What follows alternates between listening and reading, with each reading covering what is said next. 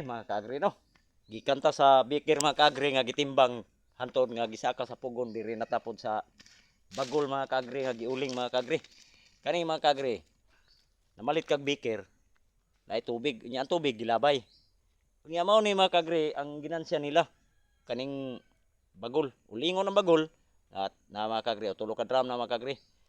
Nag-aso mga kaagri murag Mount Apo ba nga nag-alburuto.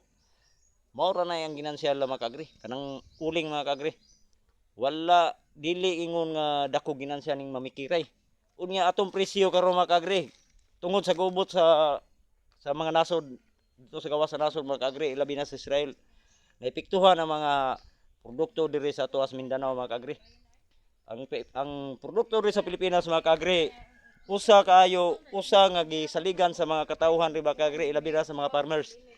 Unya lisod pa imong dalan mga kaagri. Ang dalan nimo lisod pa kayo kay wala nagtrabaho sa unang panahon. Sa katong nanguna nga naglingkod mga kaagri.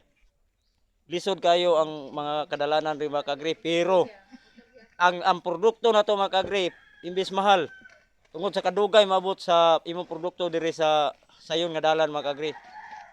Nahimutang na mga kaagri og 50-50 na imong bahin dia sa imong produkto mga kaagri.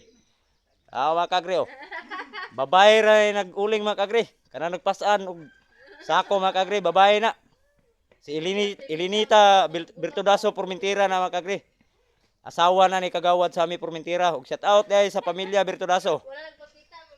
Mga kaagri. Mao ning bagol mga kaagri oh. Nagtapunog mga kaagri. Kaning bagula mga kaagri, muuling ni siya og duol sa 60 ka sako mga kaagri. Pero og dili nimo na ulingon, tan-aw ra nimo na mga kaagri, lisod kayo mga kaagri. Kinahanglan nga imo nang atubangon og uling mga kaagri kay mao ra gyud ginansya sa mga ulingay. Og shout out sa tanan.